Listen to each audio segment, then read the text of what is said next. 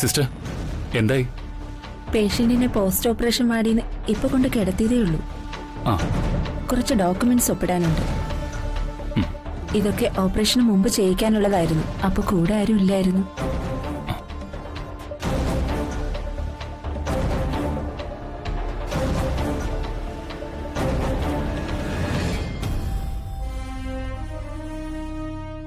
Thank you. ശരി ശരി.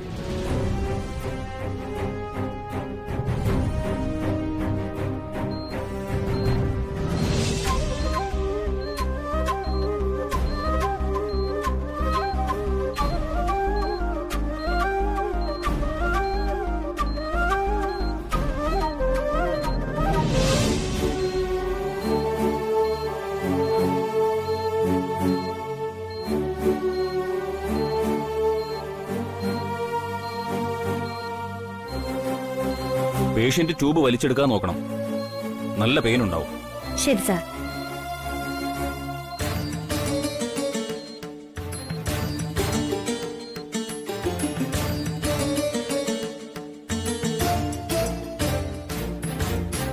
ആനന്ദകൃഷ്ണൻ അല്ലേ?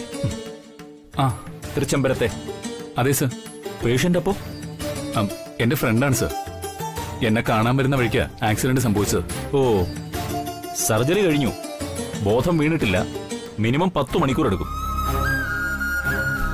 ഹെഡ് ഇഞ്ചുറി ഉണ്ടായിരുന്നു. ഇപ്പോ ഒബ്സർവേഷനില്ല. 24 മണിക്കൂർ കഴിഞ്ഞിട്ടേ എന്തെങ്കിലും ഒന്ന് പറയാൻ പറ്റൂ. പിന്നെ ഇതൊരു മൾട്ടി സ്പെഷ്യാലിറ്റി ഹോസ്പിറ്റൽ അല്ലെന്ന് ആനന്ദിന് അറിയാമല്ലോ. ഇവിടുത്തെ പരിമിതികൾക്കുള്ളിൽ നിന്ന് ഞങ്ങൾ ചെയ്യാവുന്നതൊക്കെ ചെയ്തു. ബാക്കിയെല്ലാം ദൈവത്തിന്റെ കയ്യിലാണ്. വേറെ എവിടേക്കെങ്കിലും മാറ്റുന്നതിൽ ഞങ്ങൾക്ക് എതിർപ്പൊന്നുമില്ല. ഏയ് നോ ഡോക്ടർ, ഈ ഒരു അവസ്ഥയിൽ അത് ഉചിതമല്ല. സിസ്റ്റർ, ഇദ്ദേഹത്തോട് ചോദിച്ച് പേഷ്യന്റിന്റെ ഡീറ്റെയിൽസ് എടുക്കൂ. ഉടൻ വേണം. ഇവിടെ നിൽക്കണമെന്നില്ല. എന്തെങ്കിലും കാര്യമുണ്ടെങ്കിൽ ഇവിടുന്ന് വിളിക്കും. ഏതായാലും മയക്കം വിടുമ്പോ രാത്രി ഏറെ വൈകും. കല്യാണമല്ലേ? എനിക്കും മാഡത്തിന്റെ ക്ഷണമുണ്ടായിരുന്നു. അതെ ആനന്ദേ, ഇന്ന് രാത്രി ഞാൻ നിൽക്കാം. എന്റെ വീട് ഇവിടെ അടുത്തല്ലേ. അപ്പോ ശരി. ശരി ഡോക്ടർ.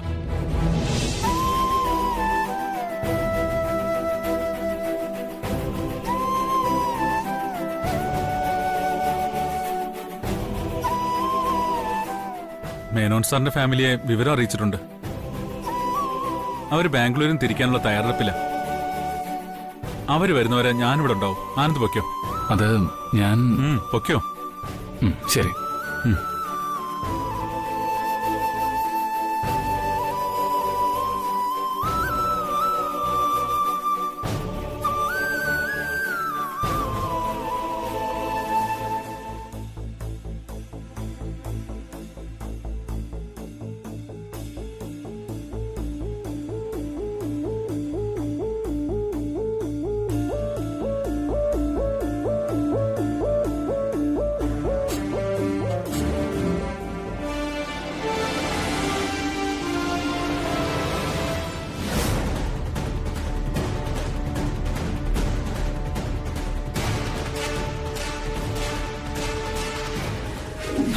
ഗംഗ ആരാണെന്ന് തെളിയിക്കുന്ന എല്ലാ രേഖകളും അടങ്ങിയ ഒരു ഫയലുമായി ഞാനിപ്പോൾ അവിടെ എത്തും.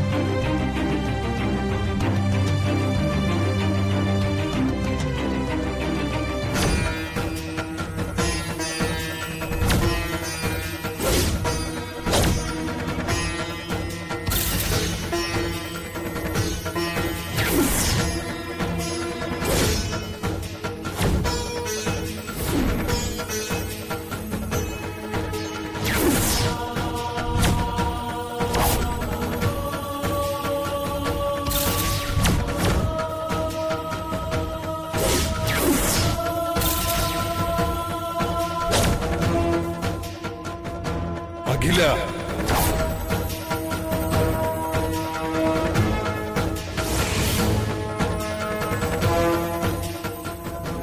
ഇളയച്ചൻ, നമ്മൾ കുറച്ചു മുൻപേ പറഞ്ഞതല്ലേ ഉള്ളൂ.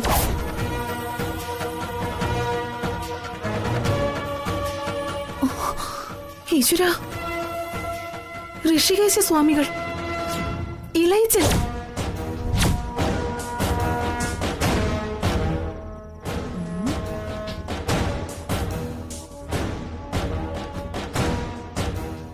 ആന്റി, ഇയാളെന്ന് നിന്നുറങ്ങുന്നേ.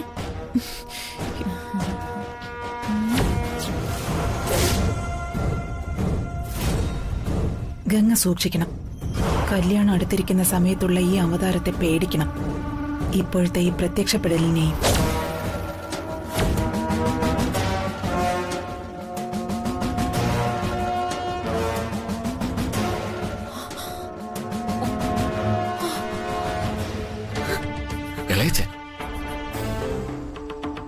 ജയന്തി, ആന്റി, ആരതി എടുത്തോണ്ട് വരൂ. ശരി ആന്റി, ഇപ്പൊ വരെ.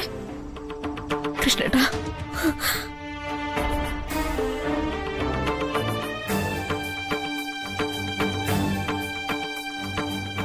ഇത് ആന്റി. ഗംഗ കത്തിക്ക്.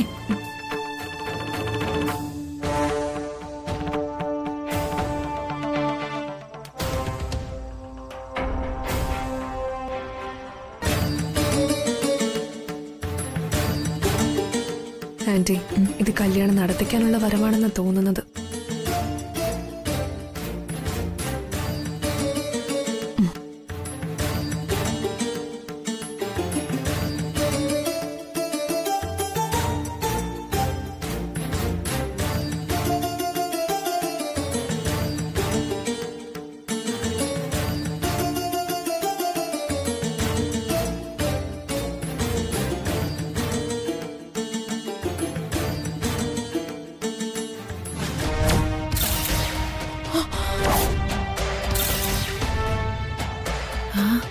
അയ്യോ,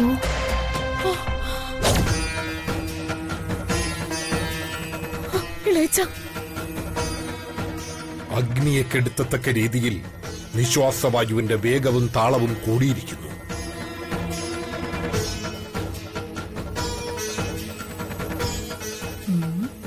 എതിരേറ്റത് കഥനഭാരം നിറഞ്ഞ മനസ്സോടെ. ചോദ്യങ്ങളും സന്ദേഹങ്ങളും വിലയില്ലാ കടലിൽ ഉത്തരം കിട്ടാതെ കലങ്ങിമറിയുമ്പോ മനസ്സിന് അശാന്തിയുണ്ടാകും. അന്ധമായ ചിന്തകൾ നാം വിടും, പ്രതീക്ഷകൾ കൊഴിഞ്ഞു വീഴും. അതാണ് ജീവിതം. ഇളയച്ചൻ അകത്തേക്കിരിക്കാം. ഇല്ല, അരുതെന്ന് കാട്ടിയത് അഗ്നി. ദുർനിമിത്തങ്ങൾ സൂചനകളാണ്, ഒരു തരത്തിലുള്ള മുന്നറിയിപ്പുകൾ. അവഗണിക്കുന്നത് ആപത്തു വരുത്തും.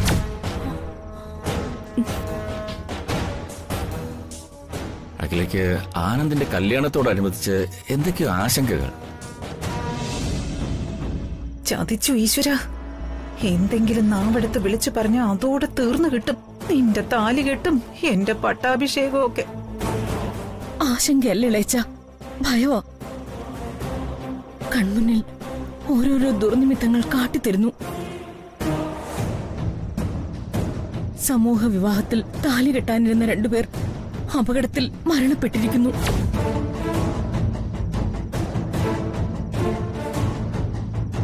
ഈശ്വര, ഇനി ആ അടുക്കളക്കാരിയെ കെട്ടായിരുന്ന നീരജ് വല്ലതും ആയിരിക്കുമോ? അല്ല, വേണമെങ്കിൽ ആനന്ദേട്ടനെ കെട്ടാൻ വേണ്ടിയേ അവള് കൊട്ടേഷൻ വെച്ച് ജയിക്കും. അടങ്ങടി. മുൻപൊരു കൊട്ടേഷൻ കൊടുത്തതിന്റെ ഇപ്പൊ ഇങ്ങനെ നിൽക്കുന്നേ.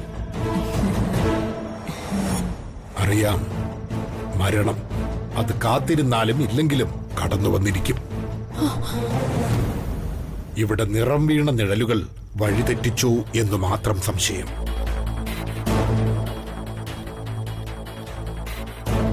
മരിച്ചത് 2 പുരുഷന്മാർ.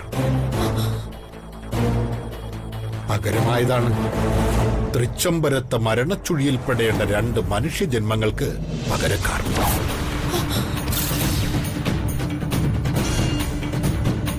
ഇളയച്ച, അതെ, താലികെട്ടിന് മുന്നേ തൃച്ചംബരത്ത് നടക്കേണ്ട ദുർമരണങ്ങൾക്ക് പകരക്കാരായവർ.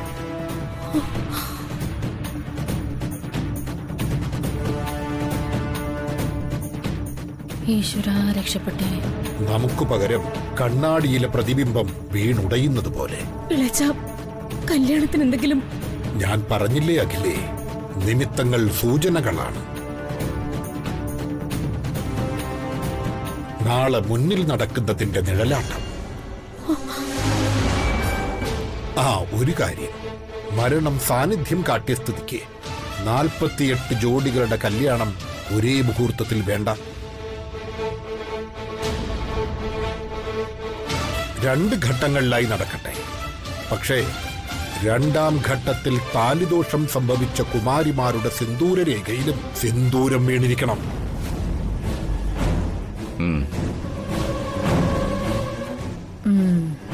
ഞാൻ മടങ്ങുന്നു. പിൻവിളി ശുഭസൂചകമല്ല, പ്രാർത്ഥിക്കും.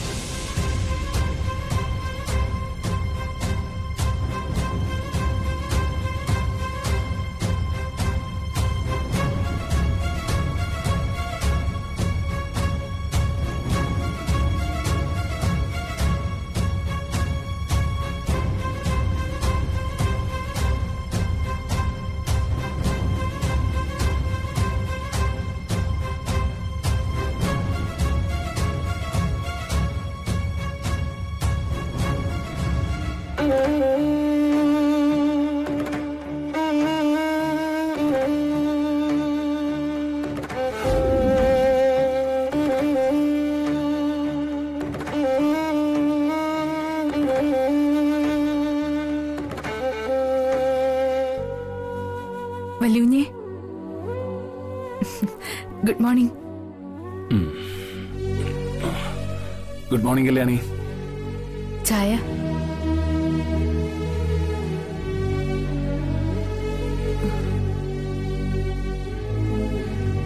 എന്താ വല്യുഞ്ഞേ മുഖത്തിനൊരു കടുപ്പം? മൈക്കിന്റെ കാര്യവും പരാജയപ്പെട്ടു പോയപ്പോ തളർന്നു പോയോ വല്യുഞ്ഞേ? ഏയ്, അതൊന്നും അല്ല കല്യാണി. കയ്യെത്തും ദൂരത്ത് വിജയങ്ങളെ മാത്രം കണ്ടു വളർന്നവനാ ഞാൻ. അതുകൊണ്ട് തന്നെ പരാജയത്തെക്കുറിച്ച് ചിന്തിച്ചിട്ടേയില്ല. കല്യാണിക്കറിയോ, ആ ഗംഗ ആരാണെന്ന് കണ്ടെത്താനുള്ള ഒരേയൊരു വഴി ഏതാണ്ട് അടഞ്ഞതുപോലെയാ. എന്തു പറ്റി വല്യുഞ്ഞേ? എനിക്കൊന്നും മനസ്സിലാവുന്നില്ല.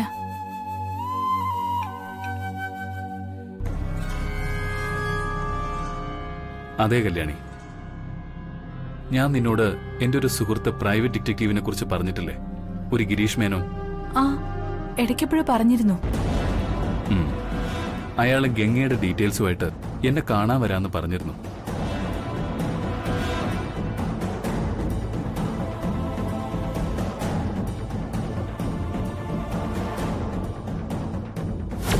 ഗംഗയെക്കുറിച്ച് ചില പ്രധാന തെളിവുകൾ കിട്ടിയിട്ടുണ്ട്.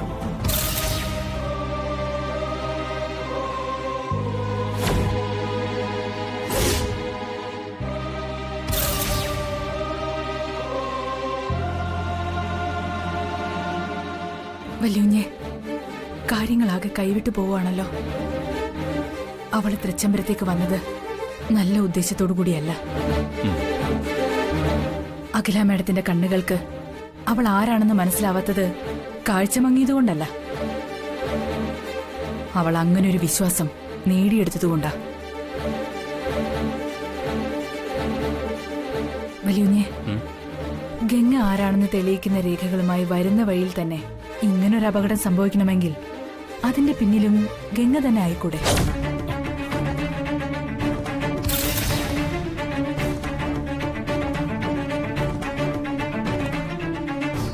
അങ്ങനെയാണെങ്കിൽ വല്യുഞ്ഞ് സൂക്ഷിക്കണം.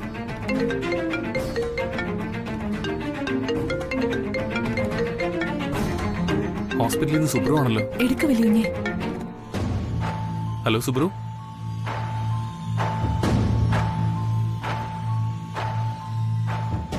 ശരി, ഞാൻ പെട്ടെന്ന് എത്താം. ശരി, പെട്ടെന്ന് വരണം.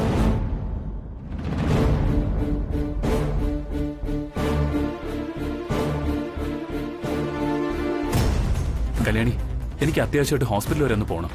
എന്തു പറ്റി? സുപ്രീത് സാർ എന്താ പറഞ്ഞേ? എല്ലാം വന്നിട്ട് പറയാം. പിന്നെ ഇവിടെ ആരെങ്കിലും എന്നെ അന്വേഷിച്ച ഇക്കാര്യമൊന്നും പറയാൻ നിൽക്കണ്ട. ഞാൻ പുറത്തേക്ക് എവിടെയെങ്കിലും പോയിന്ന് പറഞ്ഞാൽ മതി. ശരി വലിയ.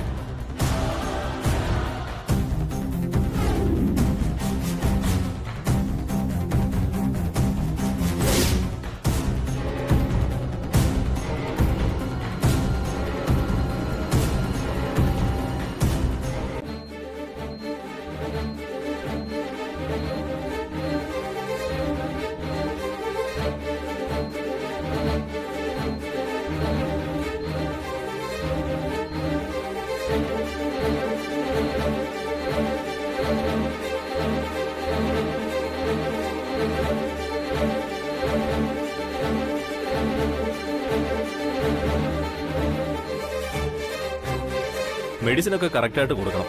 ട്രിപ്പൊക്കെ കൃത്യസമയത്തിന് കൊടുക്കുന്നുണ്ടല്ലോ? അതെ sir. Okay.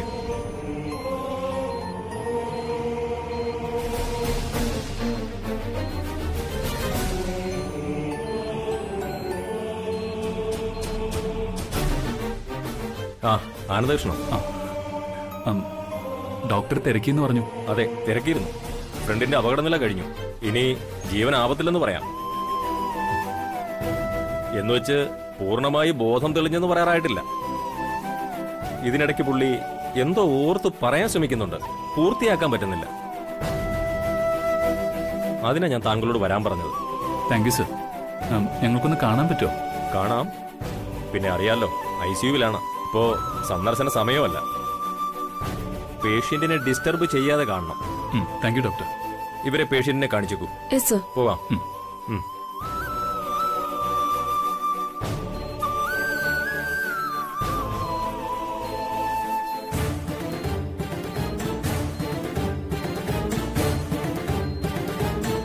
Sir, sir,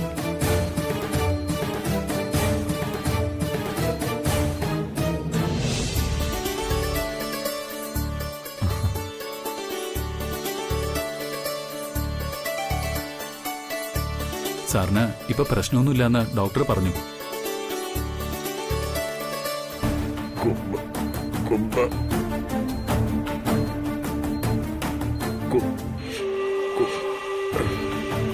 Anand, എന്തോ പറയാൻ ശ്രമിക്കാണെന്ന് തോന്നുന്നു.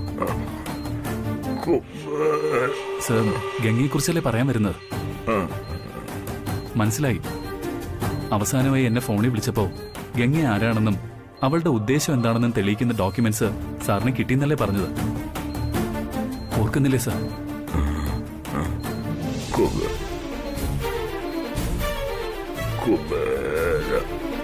സർ, വെപ്രാളം വെക്കണ്ട, പതിയെ മതി. പറയൂ സാർ.